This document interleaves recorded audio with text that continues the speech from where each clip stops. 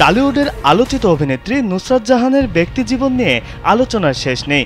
গত 21 মে গুঞ্জন ওঠে নুসরাত ও যশের সংসার ভেঙে যাচ্ছে। তবে যশ তখন বলেছিলেন সংসার ভাঙার সংবাদটি গুঞ্জন ছাড়া কিছুই না।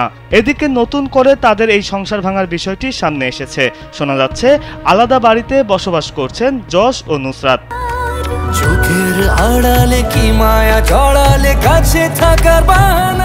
ভারতীয় এক গণমাধ্যম সূত্রে জানা যায় গত ডিসেম্বর থেকে এক বাড়িতে থাকছেন না যশ ও নুসরাত।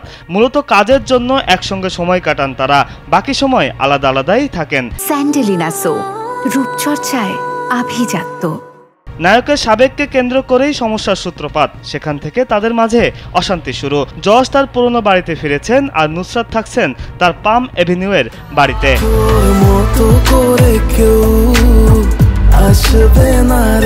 এই তারকা দম্পতির এক ঘনিষ্ঠ ব্যক্তি সংবাদ মাধ্যমটিকে বলেন, কোনো কিছুই রটনা না। মুম্বাইয়ে থাকাকালীন যশের পেছনে নাকি গুপ্তচরও লাগিয়েছিলেন নুসরাত, আর সেখান থেকেই সব সন্দেহের শুরু।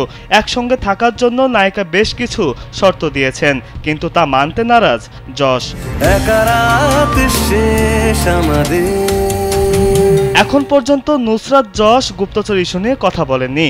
দুই তারকারই আগেও আরেকটি সংসার ছিল। ব্যবসায়ী নিখিল জৈনকে ক্যারিয়ারের জনপ্রিয়তার তুঙ্গে থাকা অবস্থায় বিয়ে করেছিলেন নুসরাত। এই সংসারে বিচ্ছেদের পর প্রেম করে বিয়ে করেন যশকে। 2021 সালে পুত্র সন্তানের মা হন নুসরাত। সে সময় সন্তানের বাবার পরিচয় নিয়ে প্রশ্ন ওঠে।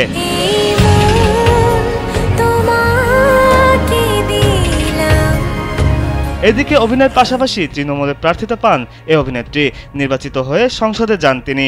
প্রথম নির্বাচনে বিপুল ভোটে জয়ী হলেও পরে আর দলীয় মনোনয়ন পাননি নুসরাত। বিনোদন ডেস্ক, কালবেলা।